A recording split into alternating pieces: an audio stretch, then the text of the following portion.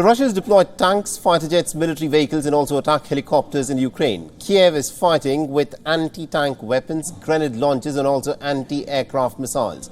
But there's also another side to this conflict, and this is the hyper-modern battleground where drones are playing a critical role in surveillance, reconnaissance and also in combat missions. So let's take a look at the drone warfare and also the unmanned aerial vehicles that are being used by the Ukrainian armed forces. The drones that are remote or pre-programmed have been used extensively in battles. Drones gather intelligence, they deliver explosives and can also launch missiles and fly away. The suicide drones are often precise and they are small in size and they effectively penetrate air defense systems because of their tiny size and also the fact that they fly so low to the ground. Suicide drones can in fact flood combat theatres and are often dubbed the poor man's cruise missile. Now, another crucial advantage is that the suicide drones are only a tiny fraction of the cost of the full-scale missile, and this is playing to the advantage of Ukraine. The drones allow crisis at Ukrainian Air Force to in fact avoid putting aircraft and pilots at risk. With depleted strength and dated aircraft, the Ukrainian Air Force is in fact struggling at this moment. The Ukrainians are also flying Soviet-era jets such as the Sukhois and the MiGs. Now, the country's current fleet of warplanes is older than modern Ukraine itself, and drones are also helping Ukraine save long-range precision missiles.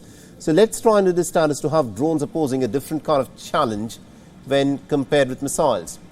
The missiles cost hundreds of thousands of dollars, they fly fast, they're hard to shoot down, and they also carry a huge explosive payload. But for now though, the bigger threat is coming from drones on the battlefield.